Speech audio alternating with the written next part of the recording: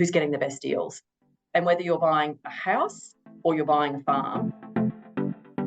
G'day and welcome back to the Farms Advice podcast. Thank you for joining us for another cracking episode. And this is on the financial mini-series. We'll see how long we can drag it out for. Just like everything in farming, it goes for a bit longer than you always wish for. But these are some great pieces of content coming across.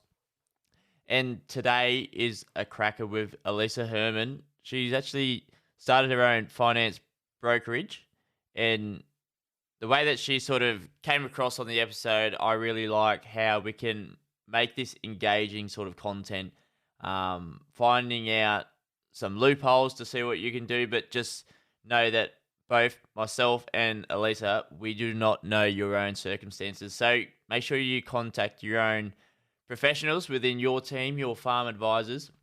If not, give a shout out to Alissa for giving up her time for the episode.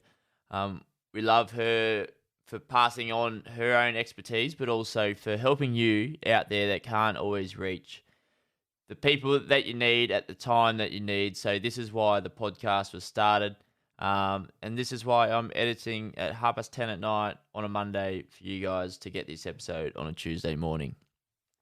I'm going away very soon, so we'll be having scheduled episodes in, but the financial series continues.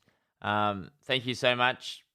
To help support the podcast, just click subscribe, like, comment, and subscribe, as they say. But until then, let's get into this episode. Subscribe now.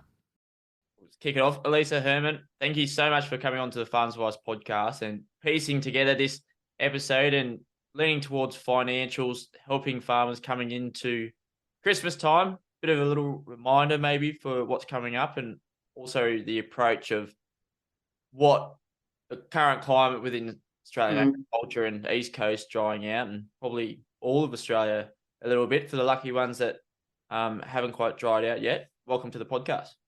Thank you, Jack, for having me on. This is my first podcast as being a guest, so I'm really pleased to be here, but also slightly nervous. As a guest, so you've been the interviewer? No, to be honest, I haven't been either. So no, definitely no interviewing for me either yet. I'm not at that stage. Nothing to be worried about. You'll nail it. So just as we do on the interviews, to start it out, find out a bit about yourself, your background, connection, and how you landed in the role that you are today. Yeah, sure. So I am originally from farming country. My parents had the family farm in northern New South Wales between North Star and Yetman. It's also known as the Golden Triangle of farming. That country around there, Gundawindi was our closest town. So my family still farm that country. My dad's brothers do, and my family is around Gundawindi on farming country. So I grew up on a mixed cattle cropping and irrigation property up there. Yep. And, did the boarding school thing as you do, and went away to uni, studied agribusiness, didn't know it was a thing until I got to uni, and then joined banking and spent 20 years working in finance, mostly with primary producers all through that period. So didn't get the opportunity to go home to a family, to the family farm, but I knew I would never get that opportunity, but also love the people and love what they're trying to achieve. So I found that ability to be able to tie it all together through finance. A great foundation. It's pretty exciting to be within finance, but in agriculture as well, because it can help scale people out and grow their objectives and their business. Yeah, I think coming from a farm, I get that your day is never the same. Your day is never what you plan it to be. There's always things that go wrong. And I just love, I guess, being from a farm, you also manage to patch things together. Like they can fix anything. And yeah, being able to go on that journey with people and see them and bring their families into it and the next generation and buy that next farm is incredibly rewarding. I do really enjoy it. So talk to me about your current role, your business. What's it called and what is it? Yeah, sure. Golden Triangle Group. So we're a rural finance broking firm. So I worked with Westpac for about 10 years, NAB for about 9 years, and loved it, but just ran out of ability to toe the corporate line, I guess. And you couldn't have real conversations with clients when you worked for a bank because your shareholders are your boss. And left banking around 4 or 5 years ago and was wondering, how am I going to be able to tie all this finance knowledge and, these connections and networks that I've got? And I went into what's called finance broking. So it's relatively new in agriculture to be a finance broker. So clients are still understanding what it actually is. But essentially what we do is we are the conduit between a bank and a primary producer. So we work for the primary producer by finding them the best interest rates, whether they're buying a piece of machinery or another farm or buying a house in town. We sort of cover all of their finance needs. We can work with lots of different banks. I was working for an accounting firm, and around 18 months ago, I bought my book from the accounting firm, and we rebranded as Golden Triangle Group.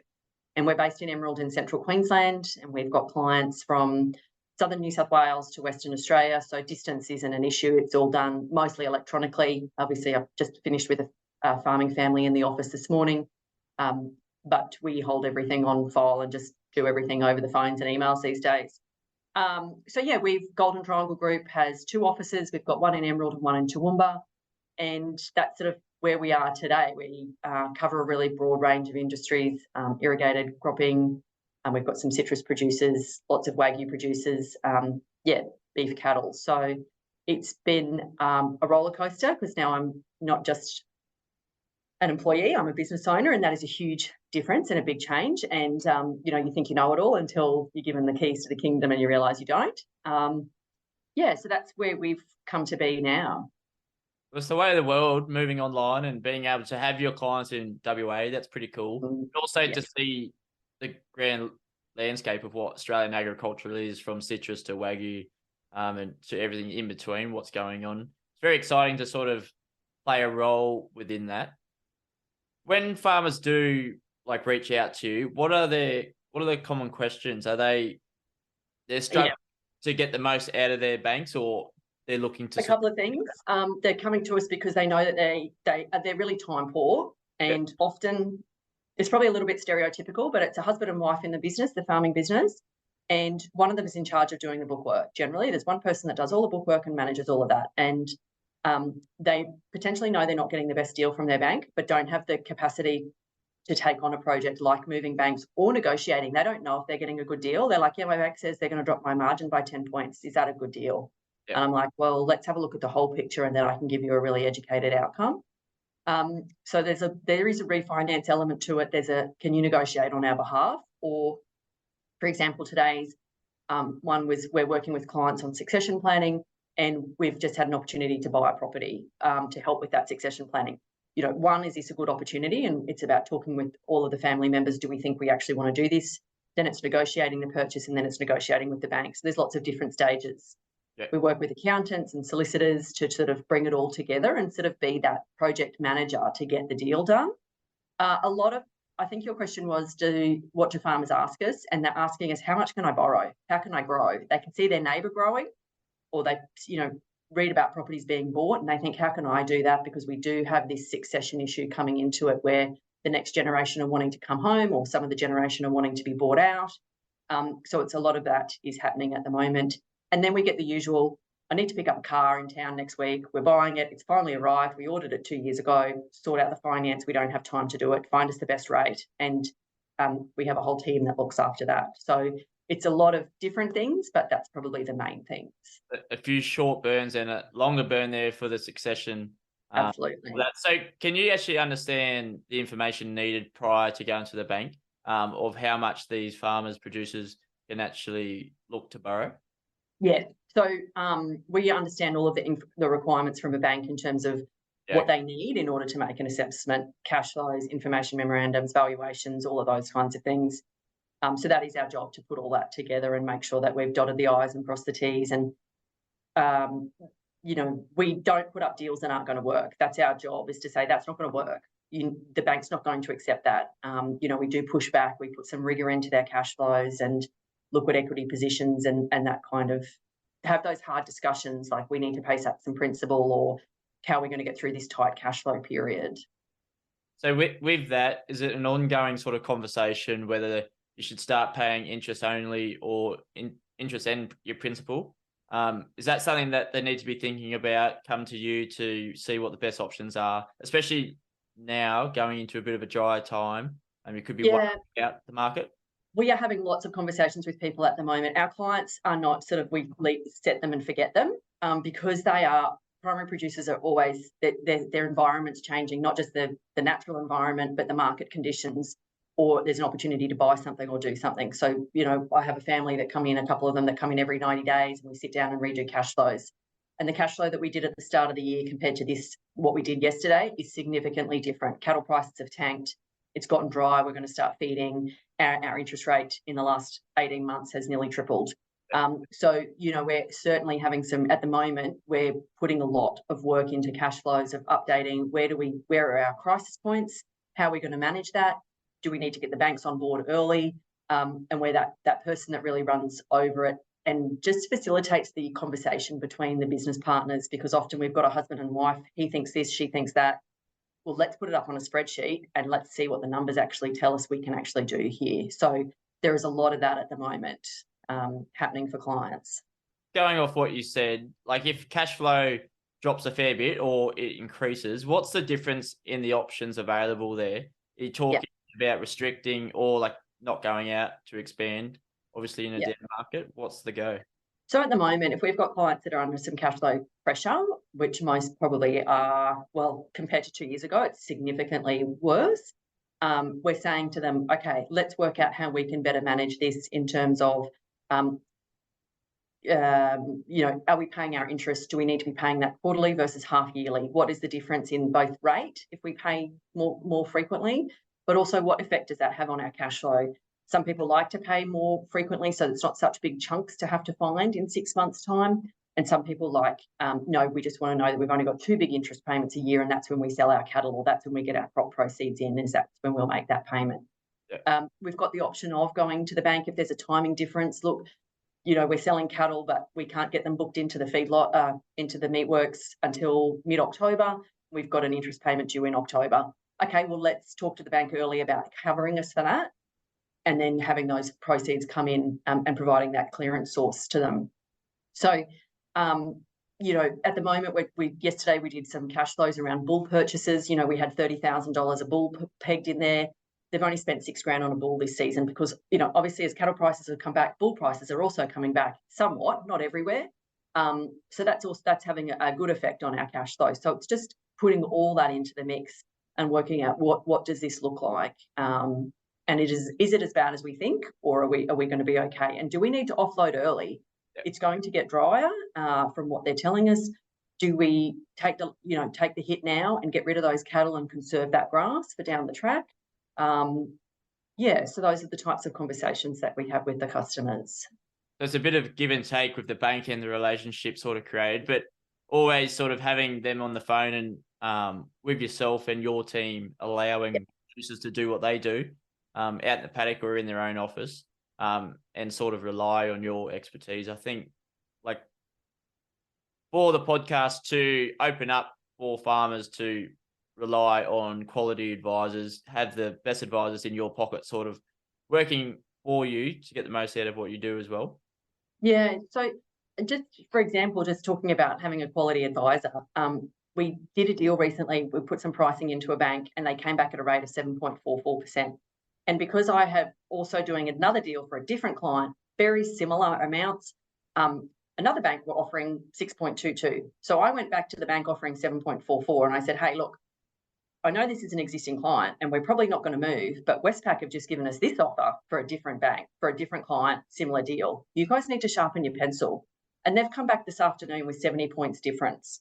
And if the client had just gone in and asked for that loan, they would have had to pay the 7.44 because they didn't know any better. But we bring that competitive competition now forced to bear for the bank, where if they want this deal, because we know what's being paid in the market, because I see offers from all different banks, if they want to play with us and our clients, then they need to be competitive. And so we bring that force to bear with them.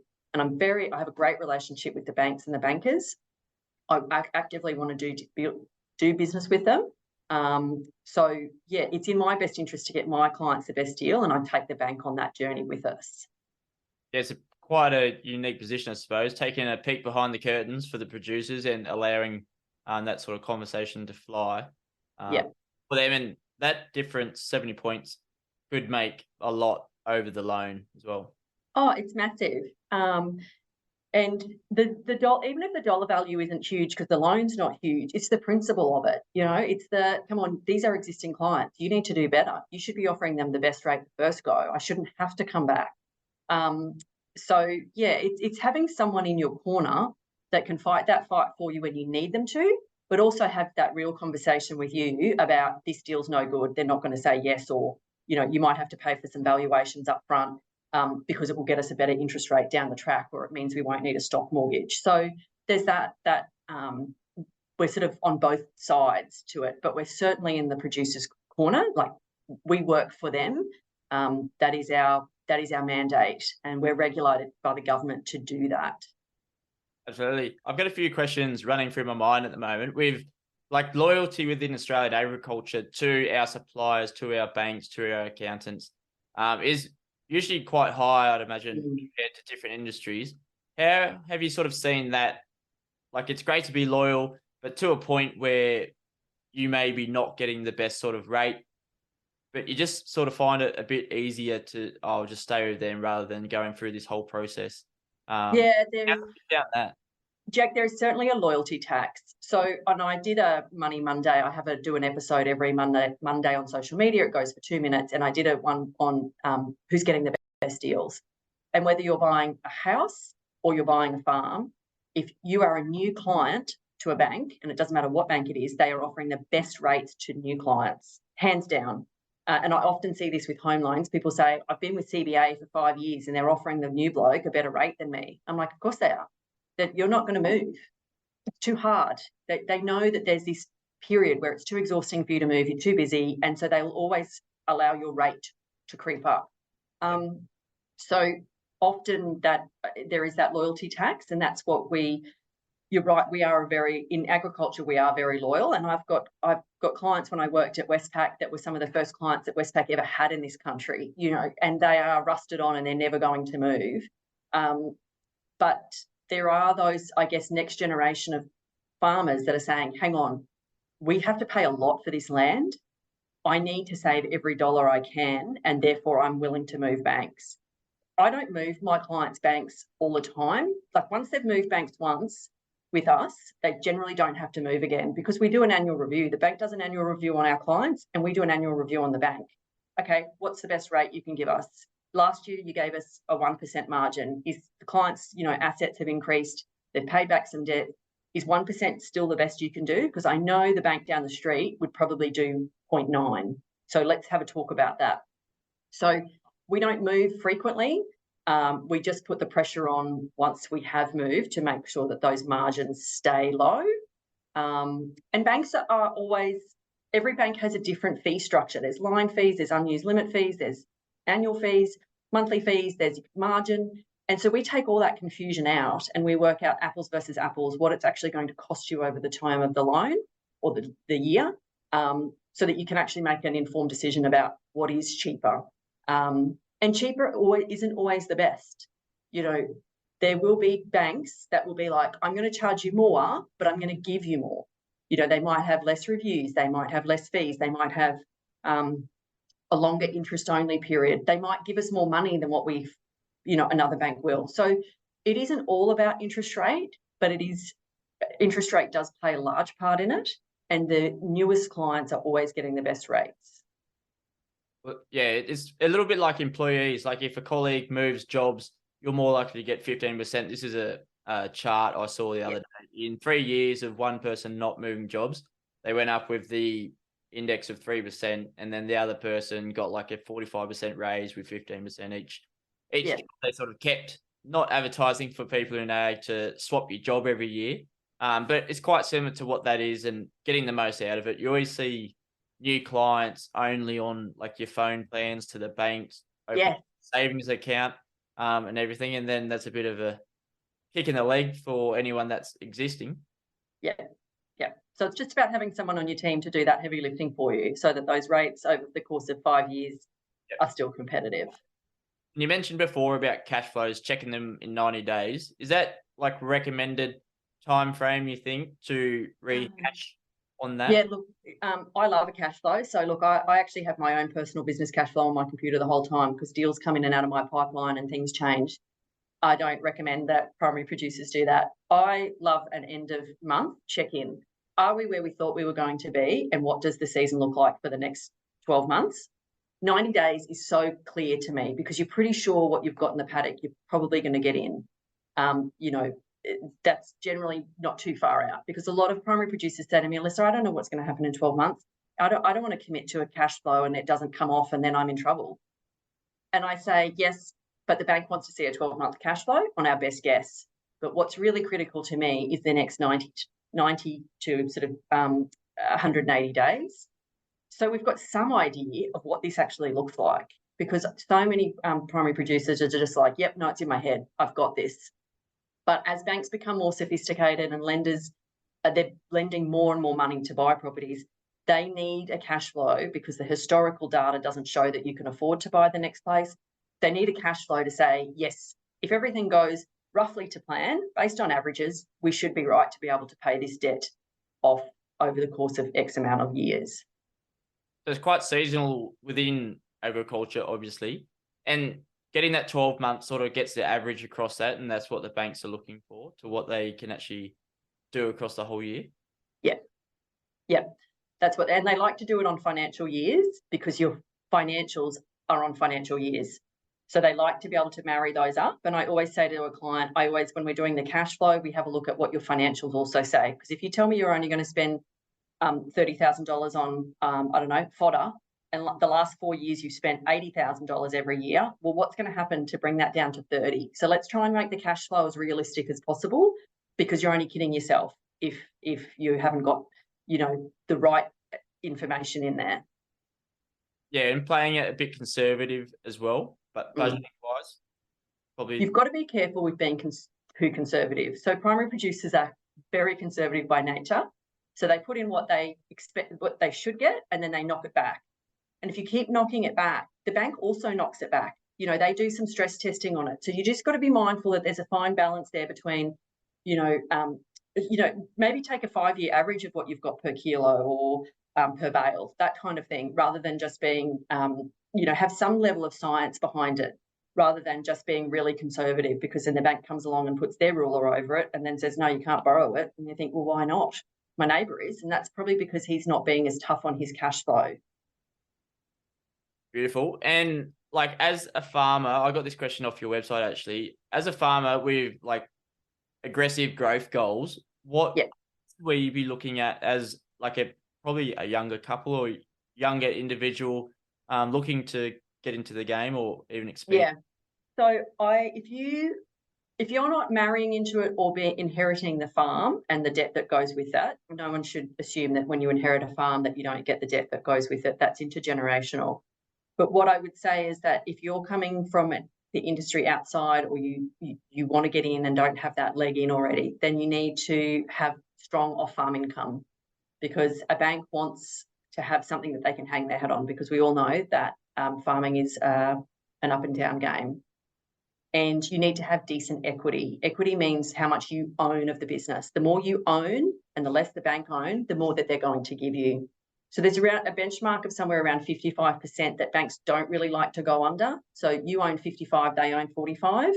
They like to see it up above 60. And the reason they do that is because if you have a bad season and everything gets wiped out, they can give you more money. But if your equity is too low and they already own most of the place, they can't give you any more money. They've got nowhere to go.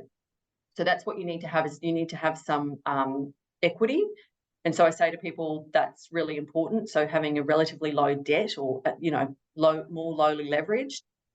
There is one bank that will do some funky stuff for the next generation, and they will bring the equity right down, but you need to have a strong principal and interest schedule to pay that back to get them to a point where they're happy.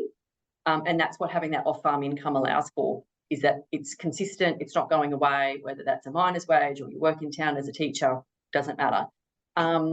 So that's probably, if you are keen on doing something and you don't have any sort of skin in the game already by a family, is to do that. I think having an aggressive growth goal, like I do have a couple of youngish clients that did inherit a small block and they've really amped it up, is by country is really expensive to buy. That's a no-brainer. And can you just service the debt with running trade steers on it? Possibly, but do you need to be growing a more high-value animal, whether that's some sort of stud or it's, Wagyus have been the flavour of the month for the last 3 to 5 years. I feel they're softening there for sure, along with the rest of the cattle market. But if you are just going to run, you're going to pay full price for a block and leverage it all the way up, then you need to either have a really strong business enterprise on top of that does provide you a premium, or you need to have that off-farm income to sort of help get you over that hump of that growth. And to ensure that you can service that loan for sure. Yep. We don't want to go backwards after buying a place as a young person too, I'd imagine. Yeah, absolutely. Paying back principal and interest, it's a payoff. So if you're paying back principal and interest, you probably don't have any capital left over to put into, if there's fences and waters or, better genetics you want to be buying, that type of thing. So it's a bit of a trade-off. So I often say to a client when they first buy something, maybe go interest only for maybe 2 years so that you can be putting that money into those repairs and improvements that need to be done, assuming that does need to be done on the property, and then switch over to principal and interest. It's great if you can be paying off some level of principal. It might not be a lot compared to what the property cost you, but it shows the bank that you're willing to pay back principal, because there are some primary producers out there that are just flat out not willing to pay back principal because it creates a tax issue for them. So showing that, yes, we are willing to pay back principal and, we'll pay back a certain amount each month. And yes, it might look like it's going to take us 60 years to pay off this debt, but just chipping away at it, because over the 5 and 10 years, we have this compounding effect where everything that you did 10 years ago just speeds up and hits you like a bolt of lightning, whether that's good or bad. So yeah, having those incremental, I just say to people when they're getting into a place, particularly if they're young, it feels like you're going nowhere for a really long time, and then all of a sudden it takes off. So just keep doing those small things consistently, will have the most significant outcome in the future. Bit of a snowball effect there. Yeah. There was another one, like, do people sort of get to a certain percent of equity within the farming business, especially if they've got growth on the horizon, and then they say, righto, well, let's go again and look for properties around to expand, or look for off-farm income once you get up to that? Is that discussions taking place as well? Yeah, they do. I think a lot of people that want to buy rural property at the moment have said, one, it's too expensive, and two, I can't find the staff for it. So they might have capacity to buy something, but they can't stomach paying the price that they need to. And they also say first thing I say to people is, you want to buy another place, do you have the capacity to double your workload? And they're like, actually, I don't, and I don't want to. So there's a few of those questions that I ask first. But yeah, so I think I've just lost your question there, Jack. Can you ask me again? So if they're looking equity numbers. Like they sort of, you set a level of, I want 80% equity, and then that's my level to shop around, have a look. Absolutely. Yeah, look, I think there's a lot of equity on people's balance sheets at the moment because property prices have done so well, and particularly if you haven't bought anything and you've just ridden the market up. There's this thing where we call lazy equity, where you've got this asset that you could be leveraging against to go and do something. And whilst a lot of people aren't buying rural properties because of the cost, and they have been relatively rare to buy, people are investing, okay, well, we've got children that we need to, set up in town. So let's buy a house in the city, or let's buy a couple of commercial industrial sheds so that when we hand over the farm, we've got a passive income. And that is a great opportunity for people to use that equity in a different way that's not creating them more work, because they don't have to go and work it. It's just passive. And if they get the right people in their team, like a commercial buyer's agent and their broker, they can then, set themselves up with some assets that are diversified and not so reliant on the weather and the seasons. For off-farm investments, that would be opening up a new loan for that. It's not just sort of overdrawing on the other one. Yeah, certainly. Often we do what's called an SPV, special purpose vehicle. So if a farmer comes to me and says, I want to buy a commercial shed in Brisbane, I say to them, let's talk to your accountant, but generally we'll set up a whole separate entity that will buy that particular asset. We do a whole new loan, generally with the same bank. Yes, very separate to what they've already got. There's a lot of structures that come into it to have a think about to see what will best sort of work for the individual at the time. Absolutely. Structures are critical, and you always have to get your structures right before you sign a contract. So your accountant and your finance broker are definitely the best place to start. Blows my mind that we never learned that stuff in school. But I know. that's another conversation. For farmers, what's 3 things that we should start to think about to get better finance from banks? Like, is there 3 things before we talk to you or before we talk to a bank that we should actually have dialed in? Our cash flow, is that one? Yep. Others? So I think there's having your information updated, right? So just having whether it's your 23 financials done, your taxes are up. That is a basic. Having your financials, etc., ready. When we go to negotiate with the bank, you need to be able to justify your cash flow. Like, this is our cash flow, and this is how we're going to do it, and this is what we're selling and what we're planting and all of those types of things. So having a cash flow that's up to date, and that looks a bit like your financials. As I said before, you don't want expenses that are so low compared to last year's, and making sure your ATO debt is up to date. Like, a bank just will not negotiate, won't approve, do anything if you've got ATO debt. So I don't see a lot of farmers. It's mostly commercial businesses that I see with ATO debt, but don't have ATO debt, because that's just a no-brainer. If you think that it's worth it, you may want to get your properties valued and pay the cost to do that, to then be able to go and negotiate with the bank. Now, that's a bit of a tricky process. It's not just go and get them valued. You've got to have them, they're valued for mortgage purposes and all of that kind of thing. But that, if you've got a big enough debt and you can get your interest rate down by 0.5%, that will save you, the cost to do the valuation will be less than what it will save you when you look at that over a compounding effect over 10 years, if you can get an interest rate reduction by 0.5%, because your values have improved so much. And the reason that's important to the bank is it basically means that their security position is now better, and that the risk of you defaulting on that loan reduces even further, and therefore their pricing can be better. So it's a whole flow-on effect. And refinancing, where does that sort of fit into buying farmland, or even like the serviceability of your farm currently? Does it happen often? Clients refinance if there's a reason. Yep. So either a bank has said no, we won't do that deal, and so they're like, well, we want you to go and find us a bank that will do it, and we find that all the time. So a lot of people think, well, if my bank won't do the deal, no bank will, and it's incredible. I've been doing finance broking for around 4 years. It is incredible the difference in bank policies and what some banks will do and others won't. So if your bank has said no, it doesn't mean that no one will do it. That is a big one. And the other one is, we often see bank managers change. It's just in the nature that they move on, and and primary producers get sick of explaining their story. They just want one person they can talk to over and over again, and then they get a good bank manager, and then the bank manager leaves, and they get sick of it. So they're like, he moved, and he's either left the district, and we can't be with him as a bank manager. So find me a new one. Find me someone that I can talk to, that I can relate to. So we do a lot of that, and pricing plays a part in that. If a new bank wants to win that client from the old bank, they're going to have to price that really sharply, which means interest rates are generally much better. So, there has to be a reason for a client to move, because it's a job. It's for that person that's in the office, they've got to set up new internet banking, and we do a lot of that heavy lifting for them, but it's still, there's got to be a reason to go. So coming into this episode, I thought it'd be pretty straightforward what's happening and whatnot behind the scenes, the work that you do, but a lot goes into it, doesn't it? Into the background to optimize. We want to optimize what we do on farm, but we want to optimize our services that we rely on, our bank loans, especially, to get the most out. Whether you're in a good season or a bit of a drier season, the market's not looking too crash hot as well. Yeah, there is a lot that goes into it, and I try not to overcomplicate it, that's for sure.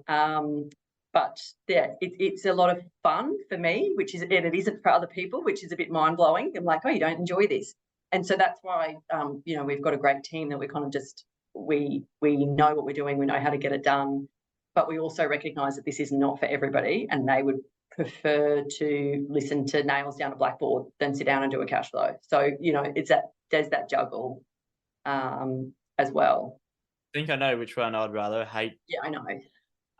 But for yourself, what do you think the future of financing within the rural community looks like?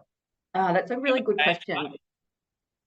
So in home loans, so the people that live in the city and they go and get a home loan, in the last 90 days, 7 out of 10 people used a mortgage broker. So they're no longer asking which bank do I go to for my home loan, they're asking which broker do I go to. And the data on agri-finance is not as clear cut. We think it's somewhere around 25%. So around 2 out of every 10 are doing that.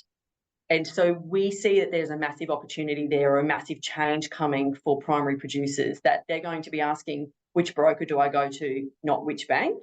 It's going to be a long process, because we're more segregated out here in the bush, and we don't share that information as regularly. People do occasionally share who they bank with and that type of thing.